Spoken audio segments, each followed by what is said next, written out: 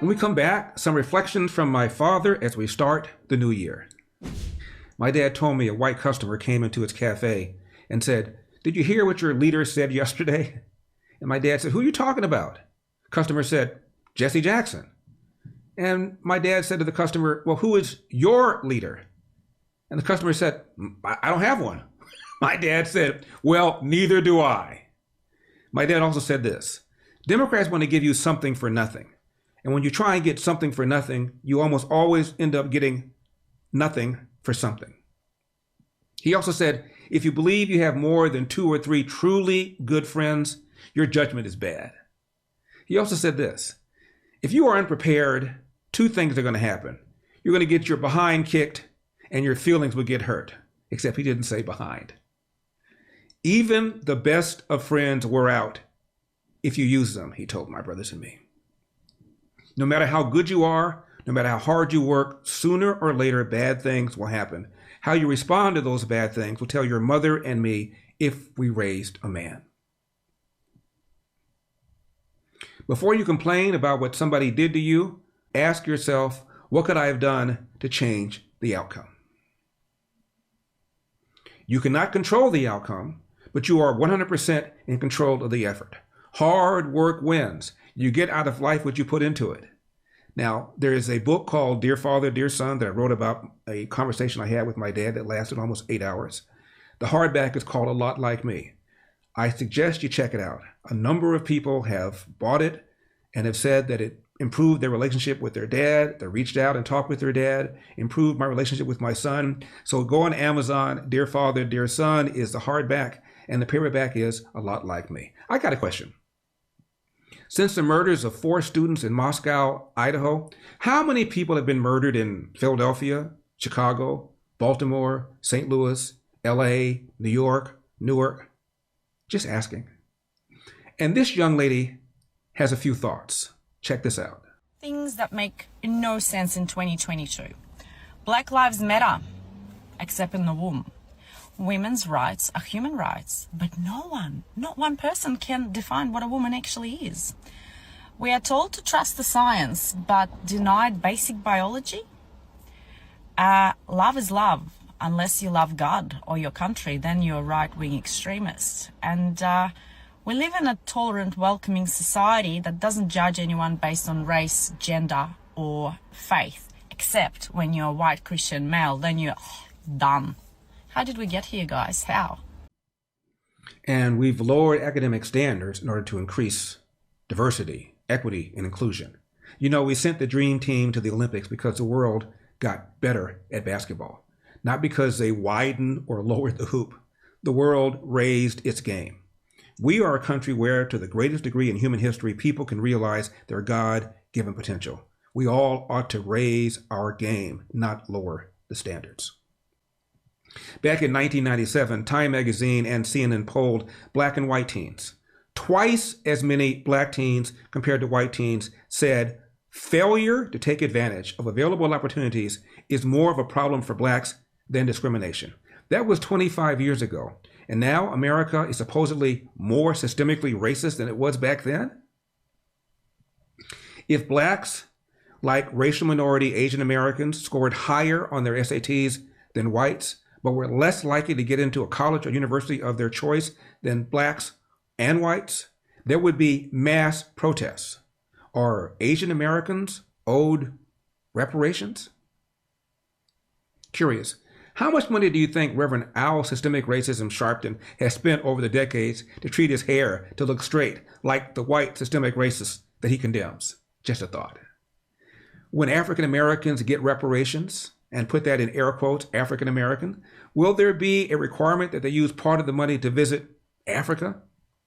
How many African Americans have ever been to or even want to go to Africa? In my dad's cafe, the clientele was roughly 1/3 white, and I went to college and law school with mostly white students. So I know something that many blacks apparently do not.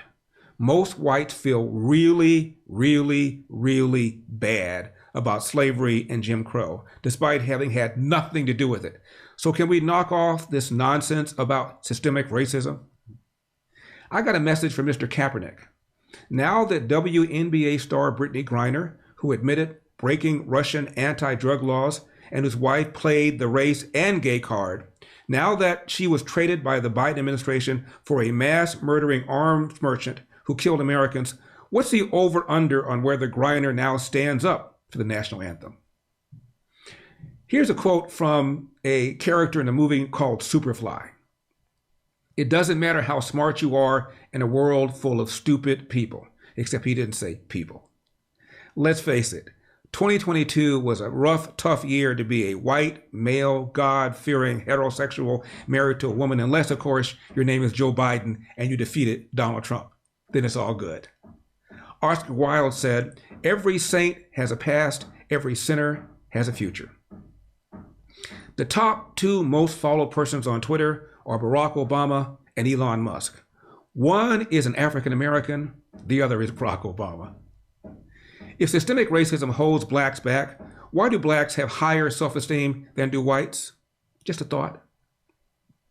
When Barack Obama got elected president, it meant that anyone, no matter his or her race, could become president.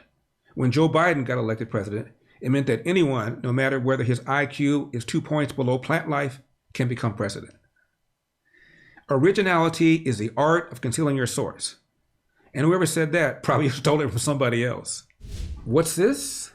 Larry has a pair of My Pillow, My Slippers in his baby brown libertarian hand? I sure do. And by the way, these puppies come in different colors and different styles. Don't like this style? He's got another style. Just call the number on your screen or go to mypillow.com, promo code ELDER. And of course, here is the My Pillow that started it all. Mike Lindell's classic My Pillow. So comfortable, you're going to wonder how you could possibly have slept on anything else. Call the number on your screen or go to mypillow.com, promo code ELDER. And here, of course, are the My Pillow towels. 6-piece set. These are actually absorbent. You know, you go to some of these places, they have these beautiful towels, and they don't work. They don't absorb. These are not only beautiful, not only soft, but they also actually absorb the water. Again, just go to mypillow.com, promo code ELDER, or what am I going to say? Or call the number on your screen. Finally, this is the Giza Dream Bedsheet. Giza is in Egypt, where the best cotton is found, according to Mike Lindell. He went around the country and found the best cotton in Egypt. Now, mine is white because I am the black face of white supremacy, but you're not. So you might want a different color. And of course, the sheets come in different sizes because beds come in different sizes. mypillow.com, promo code ELDER, or call the number on the screen. Let's see. Colin Kaepernick was born to a 19-year-old Heidi Russo, who is white. His birth father is of Ghanaian, Nigerian, Ivorian ancestry. Colin was adopted by a white couple. So when it comes to reparations, does Kaepernick get a check or does he cut a check? I overheard a Cleveland bartender telling this to a customer once. The only thing that impresses me is if you're living off the interest. A fact to a toe tag liberal is like kryptonite to Superman. The closer to the nerve, the closer to the truth. Finally, thoughts and prayers to the Buffalo Bills player Demar Hamlin, who collapsed after taking a big hit on Monday Night Football. What we just witnessed tonight is one of the most rare things we can see in sports medicine, as Demar Hamlin went down with what appeared to be cardiac arrest after taking this hit on the field. Welcome back, everybody. I'm Dr. Brian Suter, and on this channel I try to teach you about the sports medicine world and give you some insight into what we see on the field. What we saw happen tonight is not related to any sort of vaccines. This is almost certainly something called commotio cordis, an extremely rare condition that's one of those things that we typically only think we're going to read about in textbooks. Essentially what can happen is if you have a blunt trauma to the chest that occurs at exactly the right time in the cardiac electrical cycle, your heart can be sent into cardiac arrest. As Hamlin comes in here, we can see this square hit to the front of his chest. We see him get back up momentarily before ultimately collapsing back down to the ground and requiring CPR on the field. This is a tracing of our heart's electrical activity. Basically, this is one cycle of the heart squeezing. Starts off with this P wave, which is the electrical activity of the atrium at the top of the heart squeezing, then the QRS complex, which is going to be the ventricles acting. But then the last phase is this T wave, where the ventricle basically depolarizes and kind of resets to get ready for the next cycle. For commotio cordis to happen, you have to suffer this blunt trauma to the chest at exactly the right moment, specifically on this upstroke of the T wave, in order for the heart to then be sent into this arrhythmia and subsequent cardiac arrest. This is one of those things that not only do you have to have a high enough force, but it has to happen within milliseconds of a time window, because if that impact comes at any other time in this electrical cycle, you're fine. You don't go into this. But when it happens at just this right time during this upstroke of the T wave, and if it's high enough, then you can have this thing called commotio cordis. We typically think of it happening in baseball players whenever they get hit in the middle of the chest with a hard thrown ball, but unfortunately that looks like what is most likely to have happened here with Hamlin. Treatment like this is obviously CPR and defibrillation as quickly as possible, because this can absolutely be a life-threatening thing. Again, this is not something that people should go speculate about vaccines or anything like that causing this cardiac arrest. There was a clear contact, a clear trauma, and I think a clear reason why, unfortunately, this happened for Hamlin. My thoughts and prayers go out to the player, go out to his family, everybody else there on the field, the medical staff taking care of him.